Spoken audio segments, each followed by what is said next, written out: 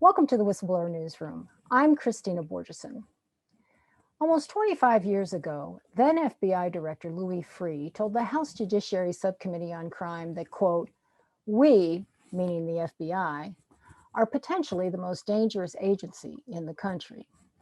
Since then, his words have rung ever more true not only for American citizens, but for the FBI's own employees.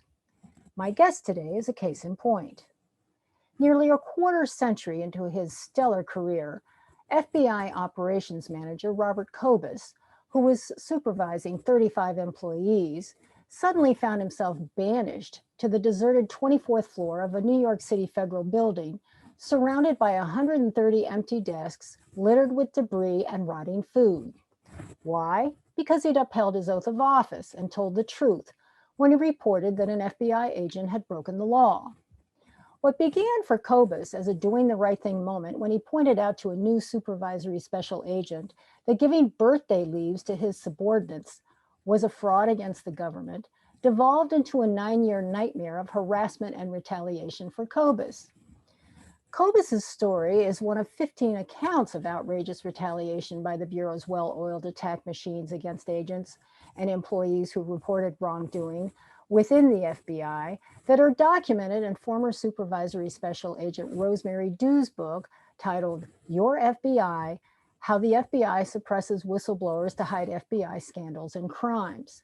Today, Kobus is going to talk about what happened to him, as well as the dangerous implications of the FBI's mafia-like protection of wrongdoers, both within and outside of the agency. Welcome, Robert.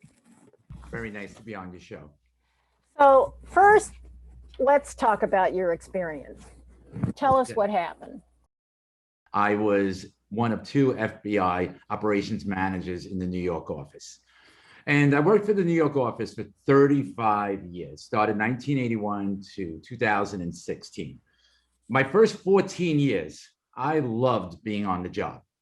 I actually rose through the ranks. And the reason I say that, I'm a humble person, but I just want the people watching the show to know, I went up 10 GS levels, nominated for 2 field-wide awards, and just loved my job. I mean, it was just an honor to walk in every day.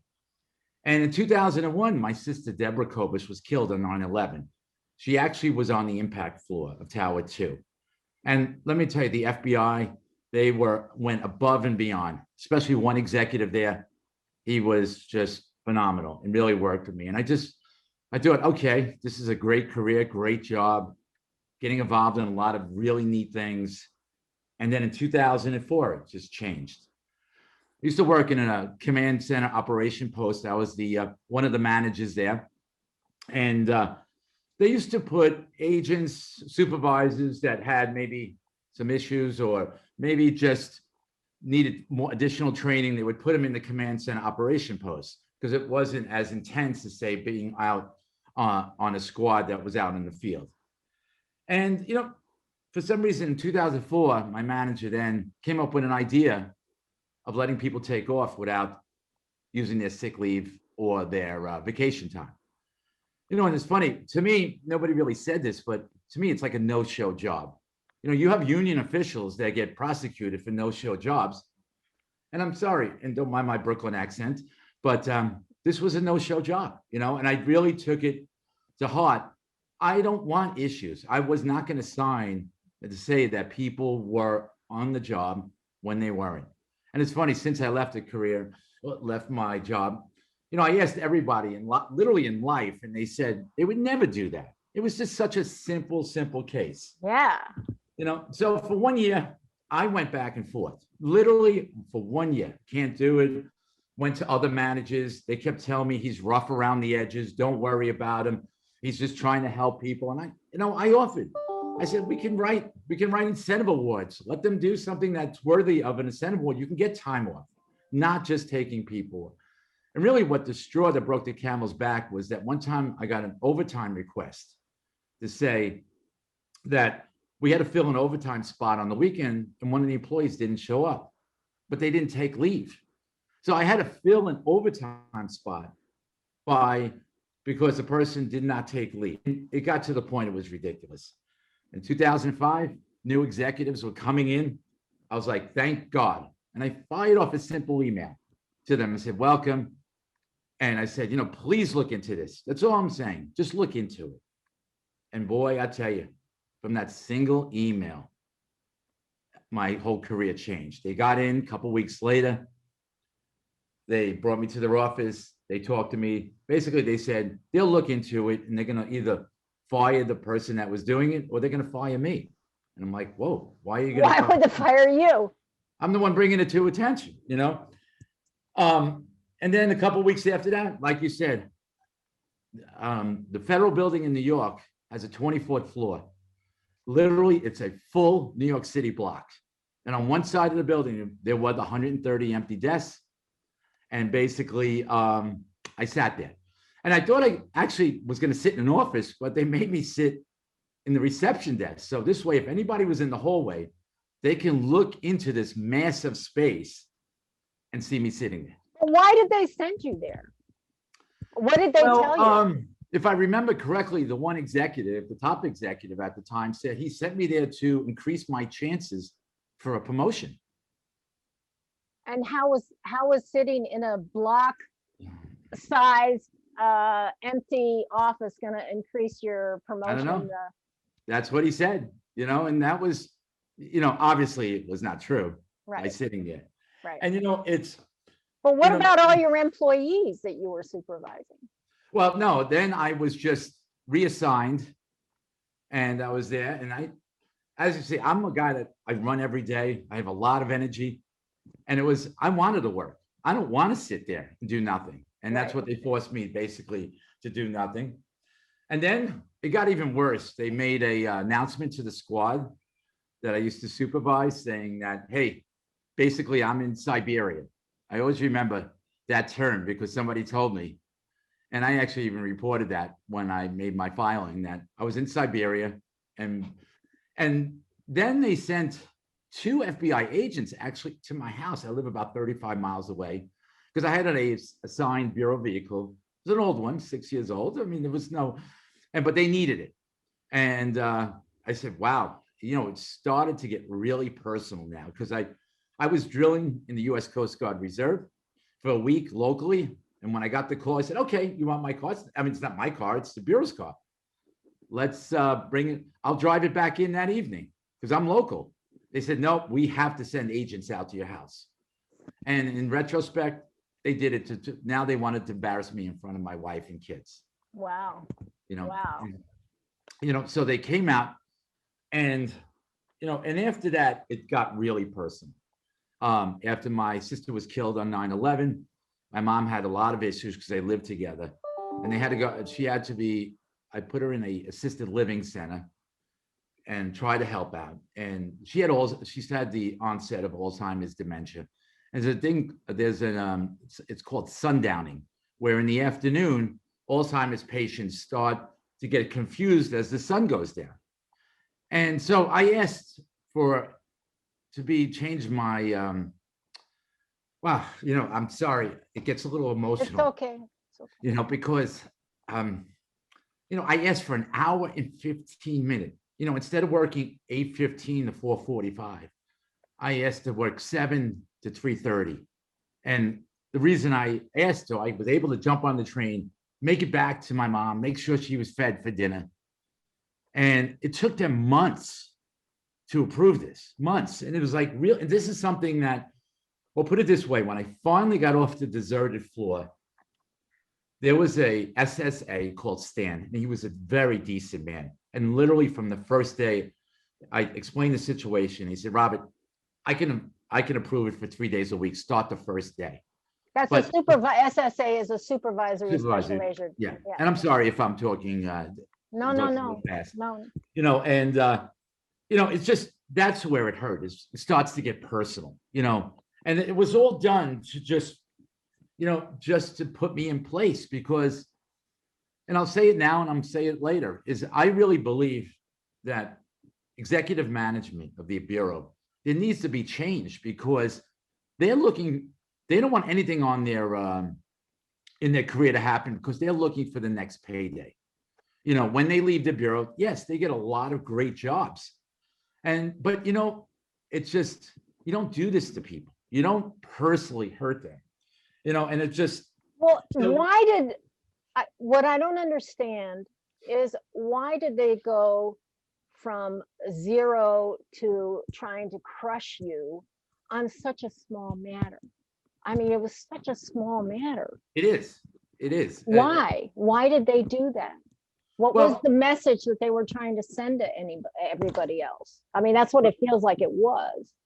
yeah, no, it was. And I'll tell you why. Because it was unchecked. It was unchecked. I don't want to say unchecked power, but I can't think right now of another word to use, because the top executive in my division, and I'm not going to be using people's names because I don't care about that, even in the book that we have. But guess what? You could look at the footnotes and you could see the Well, real. I care about names because I think people need to be called out. Well, you know okay. what I'm saying is the one executive is mentioned in Jane Turner's case, and as a junior executive. And next thing you know, he gets transferred to New York, and now he's the top executive. He did it to Jane Turner, and I don't know exactly. Jane Turner is another FBI agent, also in Rosemary's book. Yes. Yes, and a very famous FBI whistleblower. Yes. In my book, and my God, her story is something that's yes, it is. amazing. It is. She's going to be on the show too. But yes, So yes. listen, you did it once, you did it again. The executives, when I said in 2004 for a year, they wanted their job, and now they left and they got fantastic jobs because why should I do anything? You know what I'm saying? Don't but worry. I still don't get why he did that. I don't. I mean, it's one thing to just to go to the guy and say, look, I know you're new here. Right. This doesn't fly because it's against our rules and it's against the law, and that's a very simple thing. So why is he protecting this kind of behavior? It's almost like he's encouraging people to go outside the rules or the law, even on the smallest things for some reason. I don't get it. As if to say, if you're part of the FBI, you can do whatever you want or something. I don't know. Maybe I'm over interpreting this, but why? I don't know. There was, I mean, that's why I was shocked. When I sat there and they said they may fire me, and I'm like, but there was no allegations against me. There was nothing against me. I was the one that brought it to their attention. Well, that's my point. My point to you is they don't want to hear anything.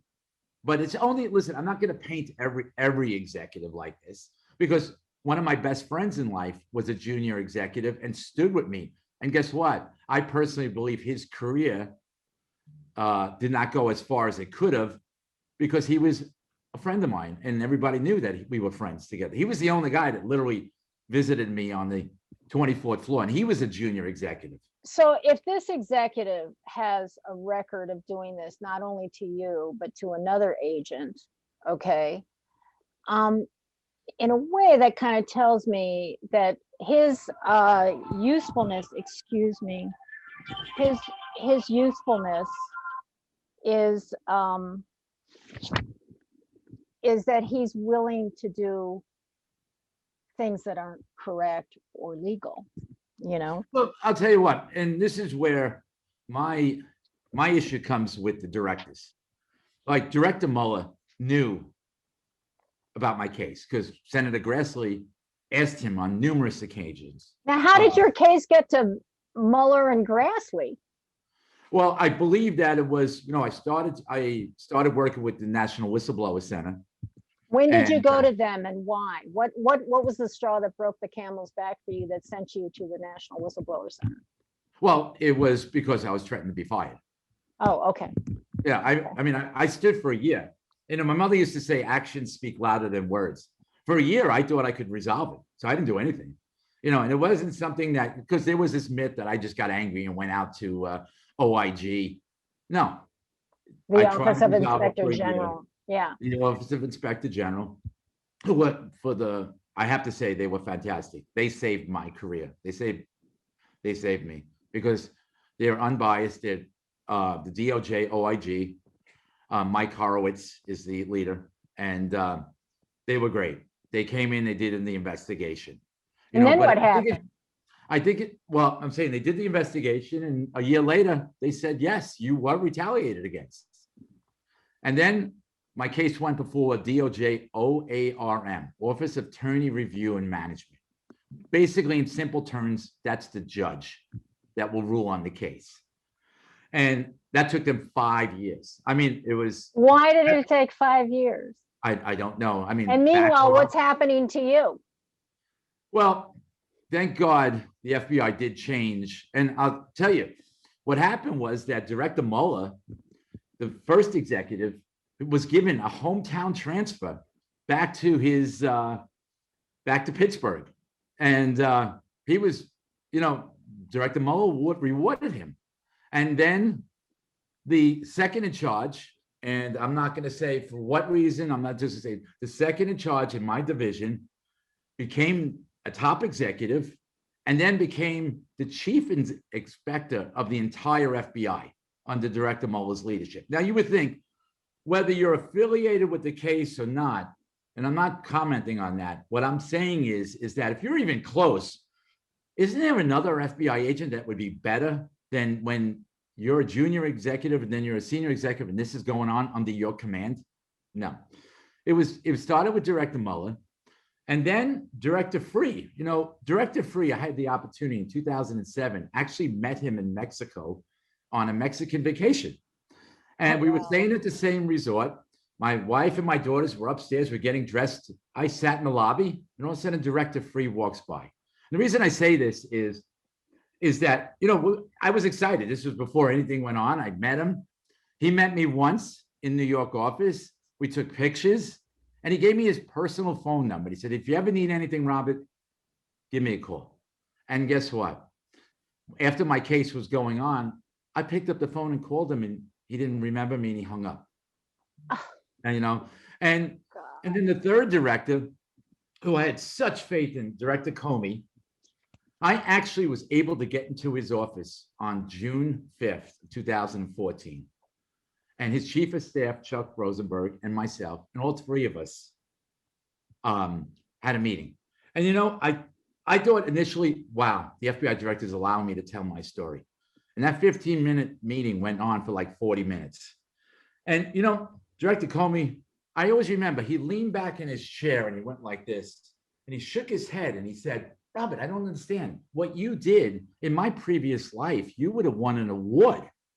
He says, and I said, oh my God, he's going to do something. And I believe that they did do some kind of video training for whistleblowers. I'm not sure, because by that time I left. But the only thing I got disappointed is that 2 years later, after our meeting in 2016, he gave a speech, a short speech, and he talked about Michael Kobus. And I'm like, Michael Kobus? I don't have a brother. And it's funny, like, you didn't even remember my first. It's almost like he used your case to, make some sort of sound good point. But in actuality, he just, he'd already forgotten who you were. And that was the disappointing, because I really liked him when I met him. I'm going to be honest with you. He was a decent man. I thought he had children, he had a family, and I just don't understand. And another thing too is taxpayers. Like you mentioned Rosemary Dew's book. Rosemary Dew is a phenomenal woman. I mean, sexually harassed. You should read the chapter in her book. It was just there are such things. I interviewed her. Yeah. And you know what? The reason why I wanted to come on this show is that I'm hoping an FBI executive watches this video and says, out of the 15 whistleblower cases that are in that book, not one executive had the power to say, no, this was wrong. Let's change this. Let's correct this. Fought for the whistleblower. Now, why do you say the executive did not have the power to do it? I mean, either they... No, they did have the power. Oh, and they did not. And they didn't. Yes. Why? They had, because of the career, because it's all about the money.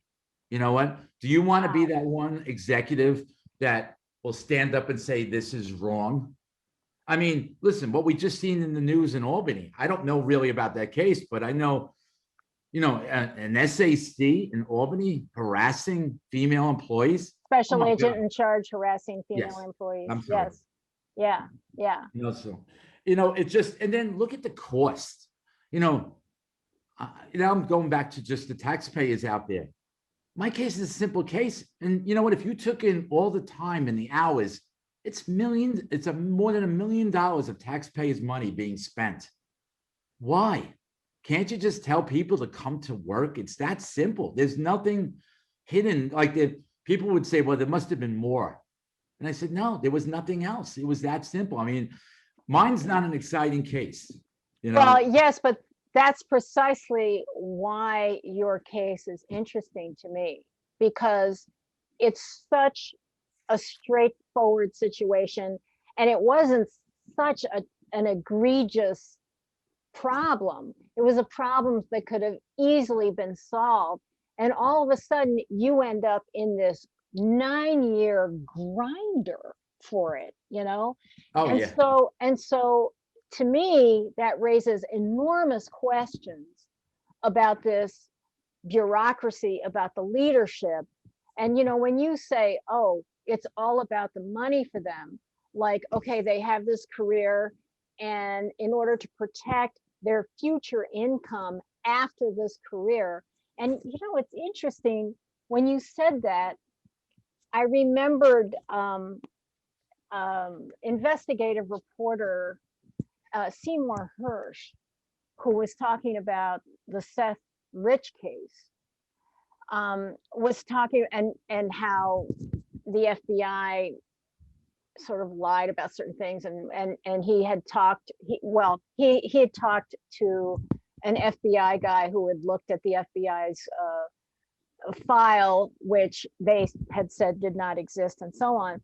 And he was talking about how, well, these guys, they're looking for the big money afterwards, so they're not gonna do anything while they're in office that is gonna. But what that says is that you're not going to do your job when it's most important for you to do your job, Right. Because you're waiting for those big bucks when you get out. Right. And that's not, what the ideology of the regular FBI street agent is, they will run into a burning building. There's no question in my mind, 95% of the Bureau are phenomenal people, that they will run into the Bureau, into a burning building to save, people. But yet the ideology of inside, when they become executives, and like I said, now what you just said with the money is they get changed. Well, I don't know. it's also that you use your career to service the agendas of the powerful, so that when you get out, you're repaid with a wonderful sinecure or a great job. I've seen that before. And again, this is why your case interested me so much, is because it's, to me, emblematic of something much, much bigger and more troubling. If on this small scale, they're willing to blow you up when you're trying to do the right thing, what else are they willing to do? And there is a record of what else they're willing to do. And outside, protecting people on the outside, criminals, criminal activity, and so on. And I think that also speaks to a loss that you had. You lost your sister on 9/11, and you were part of you co-signed a letter to the Director of National Intelligence, right? Could you talk about that? Sure. So there are several thousand family members that have one question: why did it happen? And you know what? I don't accept the fact. We know that the Saudis were involved. There is no question in my mind that Saudi Arabia was involved in the funding of 9/11. And there's just nothing in my mind. And, we had to literally go out to the DNI. And I'm just going to have the letter here. Director of National Intelligence. National Intelligence. And I wrote a letter to them personally. And on May 5th of this year, I wrote a letter and other family members and just said, listen, unclassify the, I think it's a 2016 FBI report. Remember, this happened 20 years ago. I love when people say it's state secrets. I love when people say, well, you're going to give up their sources and methods. Well, guess what? 20 years ago, the sources and methods were a lot different. So I'm a common sense person. All right. Let the families know what happened. Why do you think that they're withholding this stuff? Oh, we know about the reports, but they said, and what do you mean? Why are they withholding the report? Because it doesn't want to go. Right now, we're before a federal judge, and we have been, it's been a very positive, even though it took long, 19 years, it's a very positive thing that the judge has ruled in our favor several times. JASTA, which was a law that the family members got together back in 2016, right? That gives the ability of U.S. citizens to sue foreign countries that are involved in terrorism. And you know what? Let me just, for a quick note, the president vetoed it in 2016. And would you believe there was enough votes, Republicans and Democrats, and I don't want to talk about politics, but they overrode the president's veto, and it's the law now. And yeah, but what I'm still looking at, Bob, and this is what I'm trying to get you to address is why are they, because it feels like they're protecting the Saudis, doesn't it? Of course. Yeah, well, I think they're protecting, I think they're protecting the Saudis, and I think they're protecting their own bad decisions. Once again, it's bad decisions that were made that coming up to the investigation, and they, we just want to know why it happened. And I don't want to go off topic because I know this is a whistleblower program, but we want to know what happened. And but it's tied together, Bob. And because why are they protecting the Saudis? Who are they protecting the Saudis for? Again, you were talking about these executives who, they make certain decisions, including blowing you up, because they have their eye on this future money-making thing that they're going to get involved with. The money-making thing has to involve powerful organizations and powerful people. That's where the money is when they get out. And so certain decisions are made. And my question to you is, do you not think that the decision to not give the victims this report, to not allow them to see, just like the withholding of those 28 pages, okay, which when they were finally released, showed that Prince Bandar's wife, and Prince Bandar were involved in financing these people. Right. Now, you have awkward situations going on that the FBI never talks about, but they engage in suppressing reports. The awkward situation of the Bush family's connection with Prince Bandar, okay? Bush family business connections with bin Laden. The awkward, connections with is so-called Israeli art students who were, photographing, all these things, and you try and get information on that, you can't get information on it. If you want to get to the bottom of 9/11 as the family member of a victim, you're not going to get, if the truth is 12 inches long, they haven't even given you 1 inch. Yes. Who are they protecting? So but you know what? I'm sorry. Do you understand? It's an extrapolation that I'm making, but It's interesting because you straddle both sides of that equation, the insider side of the equation and the outsider side of the equation. Right. And why did I do that? And but I really believe in my heart to heart. I'm a very positive person. And I believe if we keep doing, you can't hide the truth. I remember, once again, my mother. Truth has been hidden on 9/11 since 9/11. Right. But you know what? No matter how long it takes, we have a great team of attorneys at Motley Rice. They're a huge firm. And we're going to keep asking because we are American citizens. I love this country. And you know what? We deserve to know what happened. You know what's interesting to me? It's interesting to me that Motley Rice is going after the Saudis, but isn't going after these agencies that are withholding the information from you. Oh no, they are because that they, you know how many times they've asked the FBI, how many requests they put in. So now we're hoping that the DNI, and I'll just read, if you don't mind, what's her name again? Avril Haines or something? Yes.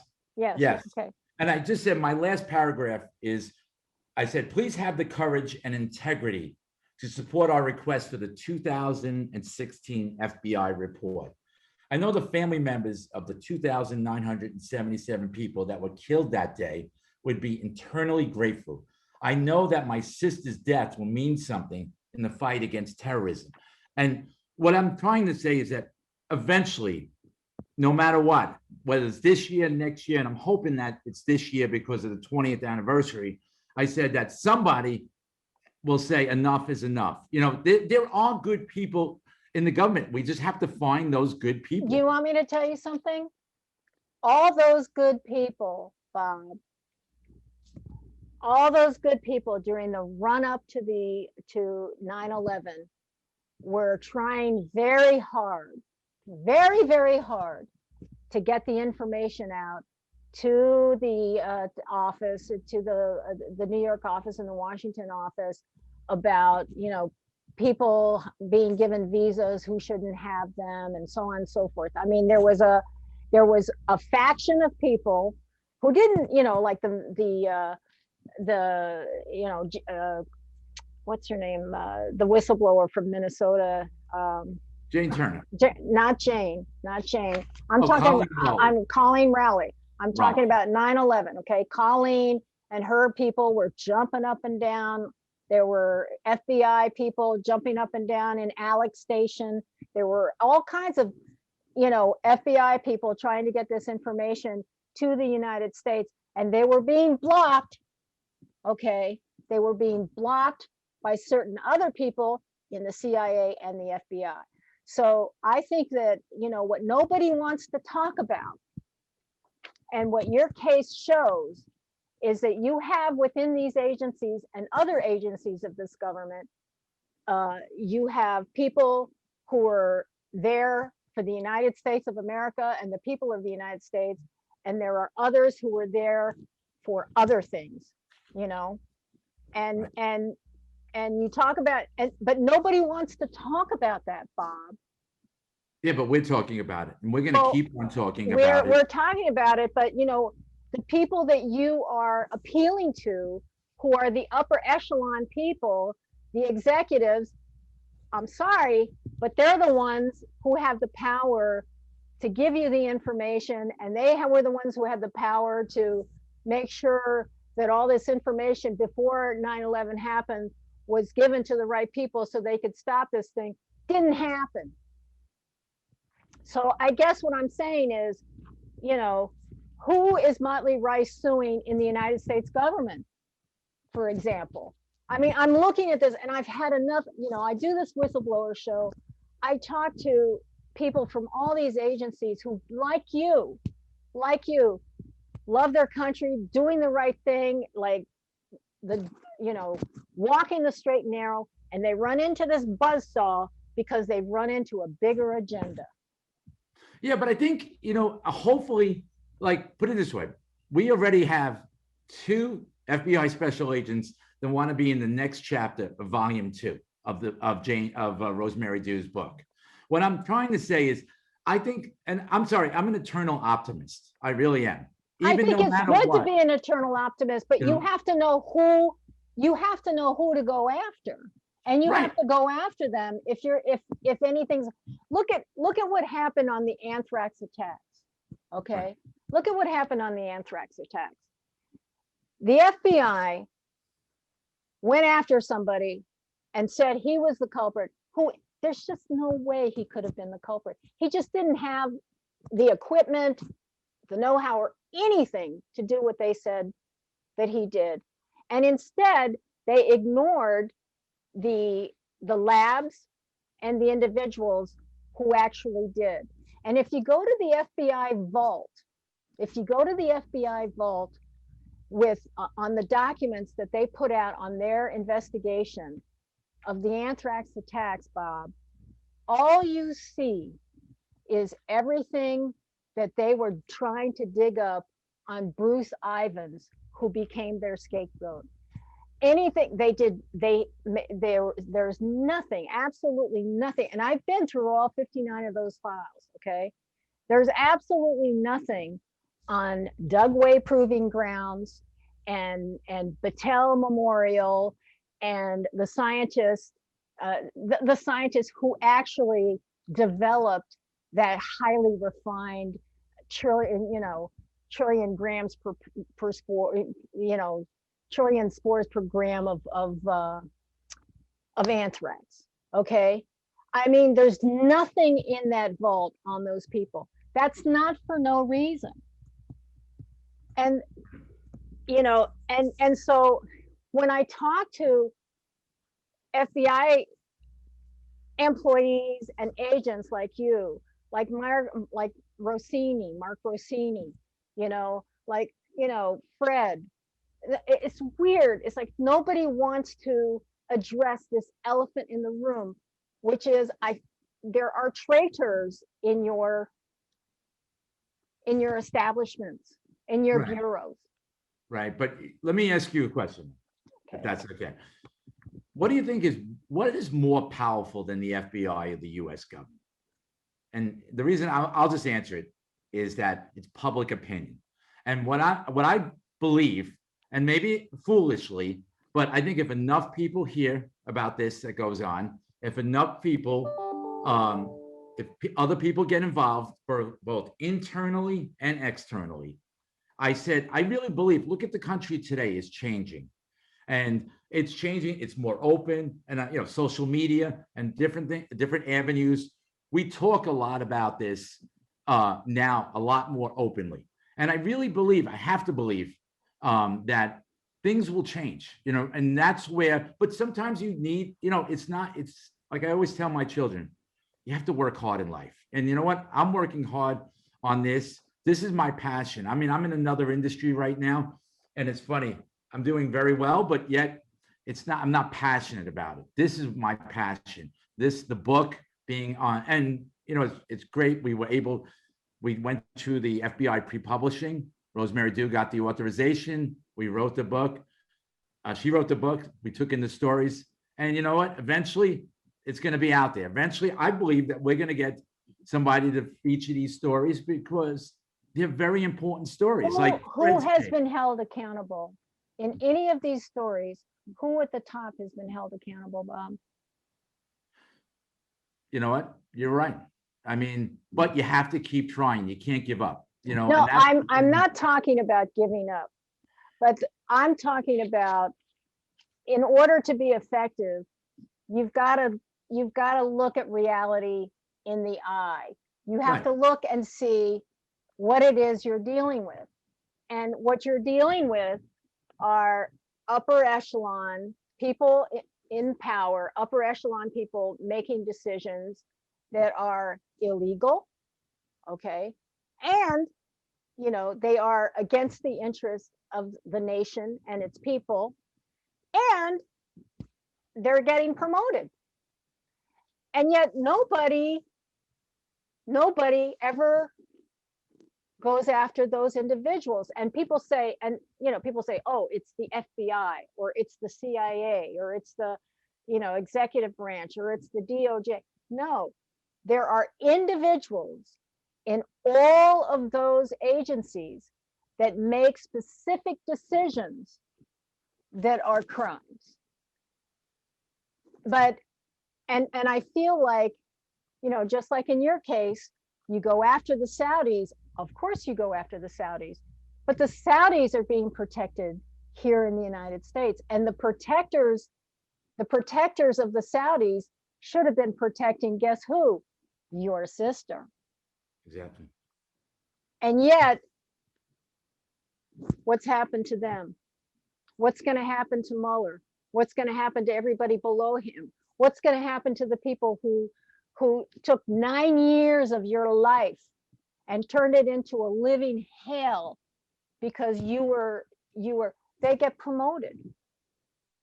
If this is allowed to continue, if there's no accountability on that level, on that side, it's just going to get worse and worse. It's not going to get better. And it has, I think.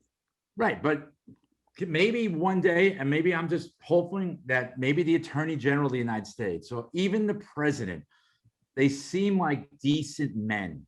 They have families, and that's another thing that, what really helped me all through my case is I have a very strong bond with my family. And you know what? The FBI couldn't break me. Even though I sat there for 9 years, and I sat there for almost a year on a deserted floor because of my family. And, I just, I guess if an FBI employee sees this, there's a thing in the FBI, it's called FBI family. And I said to myself, I never really understood that line when I was working. It's, oh, you have an FBI family. And I'm like, but no, I have the Kobus family. It's, that's the one I care about. And they said, no, you have an FBI family. And I find it funny because it's a. But you do. You have Rosemary. You have Jane. You have Fred. You have, here's the thing. I mean, it's why I have this show. It's why I have this show. There are people in these agencies who are, I mean, amazing. They're absolutely amazing because against all odds, against everything in their self-interest, they persevered anyway. Yes. Okay? Because that's inside, they have this system, this value system. And inside, I believe they have a love for just people. They know if this were my sister or my brother or my whoever, I would not allow this to happen to them. And this is our agency. That in your case, you were saying this agency, it has rules, there are laws, we serve the American people, we are public, we get paid by the American people. This is the right thing to do, and I'm going to step up and do it. And so that, I believe those people are your family because they have that same value system. And you know what? Not everybody's value system is tested like that. You bit a bullet for 9 years. For 9 years, you bit a bullet. How many other people in that agency do you think would bite a bullet for 9 years? I mean, how many people do you think would do what Fred Whitehurst did? He went through hell. Then he won his $1 million, and he used that $1 million to get justice for the victims of the FBI. You are a breed apart, but do not, I feel, forget that the only thing that will change the situation is accountability in the power arena. Accountability in the power arena is everything. But the problem is, if among the powerful agencies you have all that corruption, if you have that corruption in the Department of Justice, if you have that corruption in the courts, Right. And it's I go down to 2 words. It's amazing how in society, right, we talk about kids being bullied. And to me, an SAC, when they have so much power and they do something like they did to me or to Fred or to Jane, they're bullies. And you can call them whatever you want. No, but what I'm trying to say is, hold them accountable. Right. But do you see how society, we're addressing the bully problem. Like, this is not going to change overnight. And I know that. But what I'm just trying to say is that, look, I survived. I'm an FBI whistleblower, even though I never, honestly, and I like humor, so don't mind me, but I never understood this term whistleblower. Like, I didn't stand around with a whistle down the hallway. So I have to laugh a little bit because I am a happy person. you know. But what I'm trying to say is there are more people coming up for the book. We might have 4, 5, 6 volumes of this book in the years to come. I hope You know? so. And I And you want to know have what, every though? person on my show because Look, now look at this. I know it's not progress, like, you know, because we want to be progress from A to Z right away. But look what happened in the Albany office. Okay, the Albany office, and I don't know anything about the case. I just read it from the newspaper, and you know what?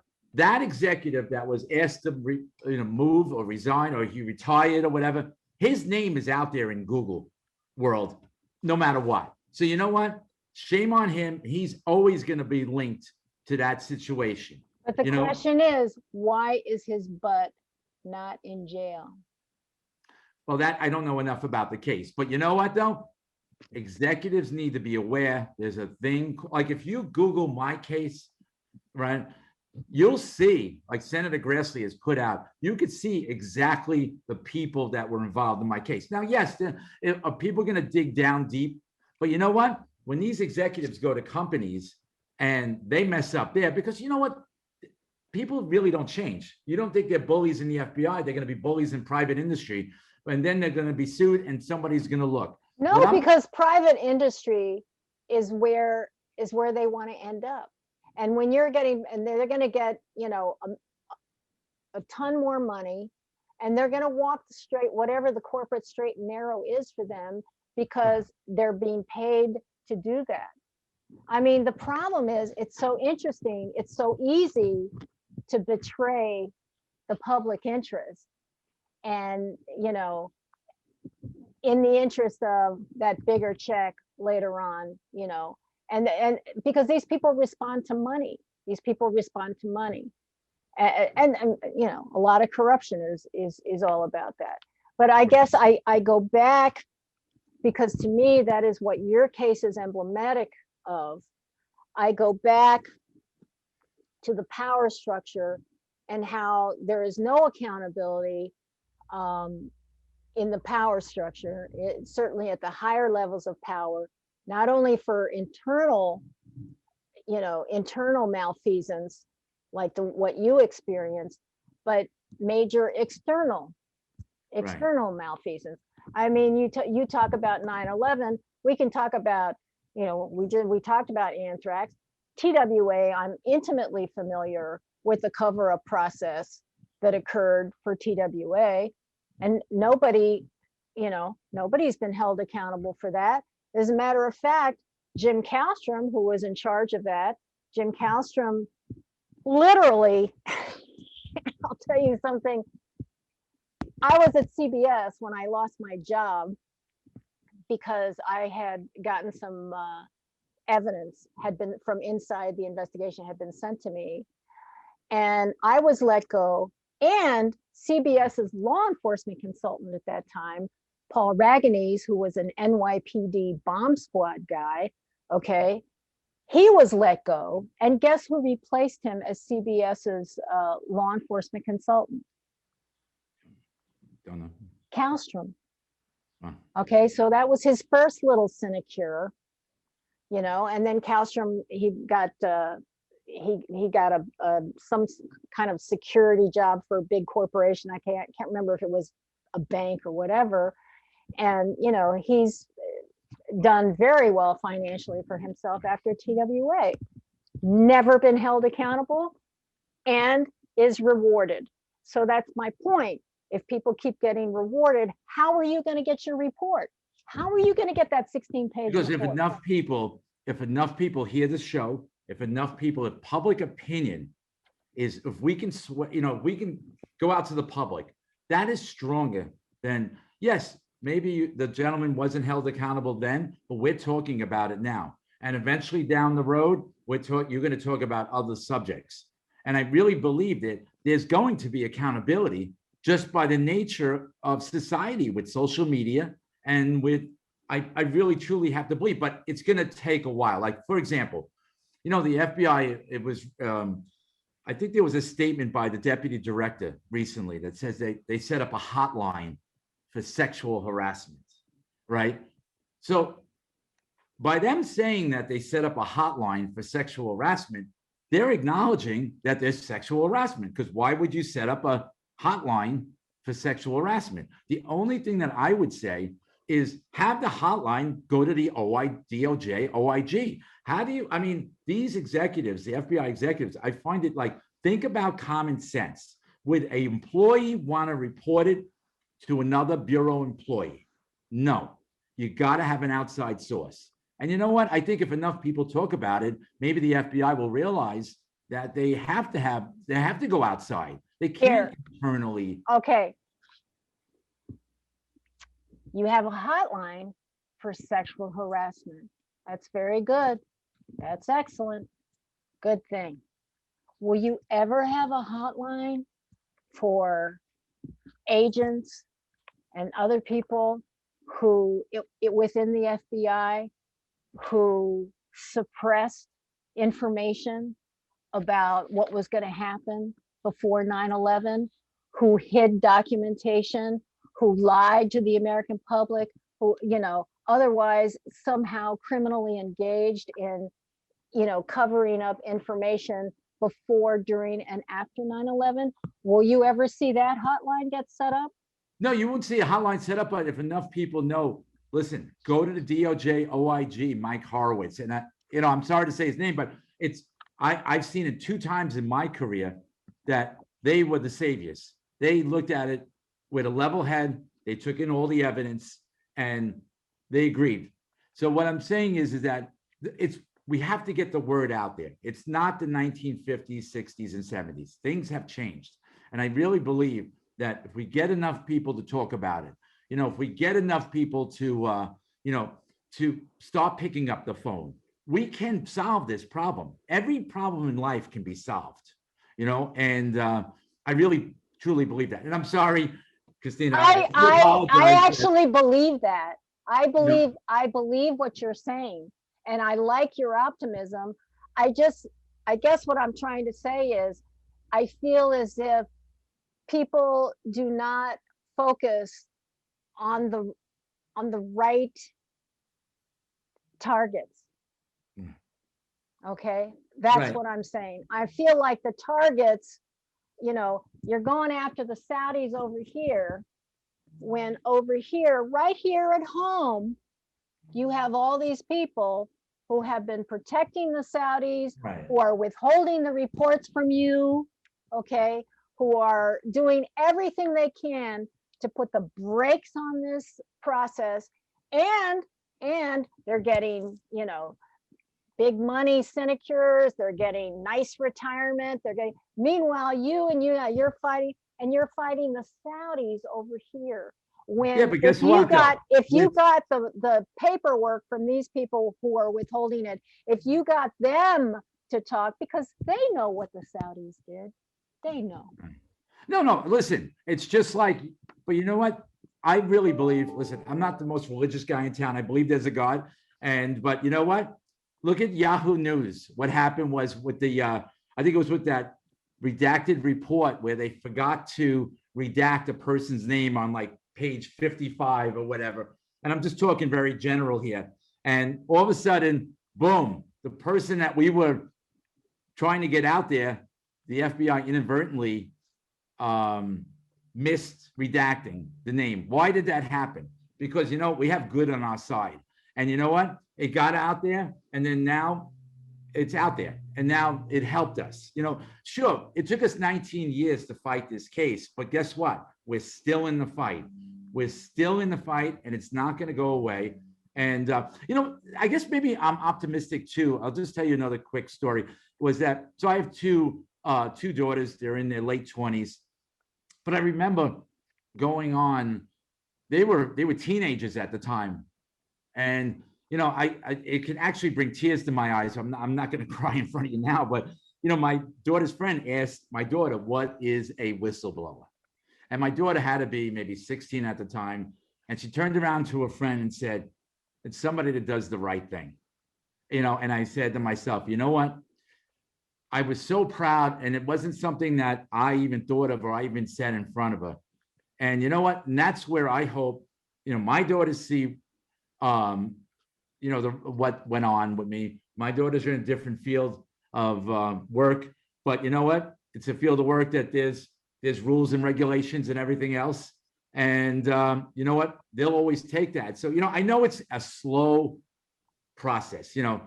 We're talking here about cases that went on in 2005, 2000, I won in 14. I can't believe it's 7 years already. But you know what? How many thousands of people hopefully will read our book, Your FBI? And yes, now I'm going to sound like a salesman. People need to go on Amazon and show the book. Go ahead. You want to show that book? I know you want. I'm sorry. Go ahead. This is show it. the book. This is it. And especially, forget my case. You heard my boring admin case, but look at Jane Turner's case. Look at Fred Whitehurst's case. I mean, we hear all the time people imprisoned for 30 years getting out of prison because of faulty DNA, or whatever. You know what? That's going to be out there because that wasn't out there in the 50s, 60s, and 70s. So I kind of look at progress. I know it's little steps and it's going to take years, and I'll be dead by the time we get to a full-blown, where the FBI has a hotline for whistleblowing to another agency, but hey, listen, I got to hope, and we're just going to keep going forward. I know Motley Rice is going to win their case because he can't hide the truth, and you killed 3,000 almost 3,000 Americans. You know what? It's going to come. It's going to be out there, and I really believe that there will be a positive ending to this. And I really want to thank you too for giving me an opportunity to talk about my case, because I think it's great what you do. And you know what? I'm not looking back. Let's just look forward. And well, I think again, we are coming to an end here, but I don't think your case is a small thing, because I feel as if somebody who has done something on such a minimal level to continue serving the public and to do the right thing is so viciously attacked, then that tells you that there's some major correction that needs to occur bureaucratically. And I think that, I appreciate very much your optimism. And sometimes I actually share it. And I also think that the next generation is of great hope, because these people, the millennials and younger, they do believe in that we're all connected, and what happens to you happens to me, and that is of great hope to me too. So you're right. I don't disagree with you. No, I'm not saying. And I appreciate I appreciate very much your positivity and your spirit of wanting to move forward and seeing this thing through.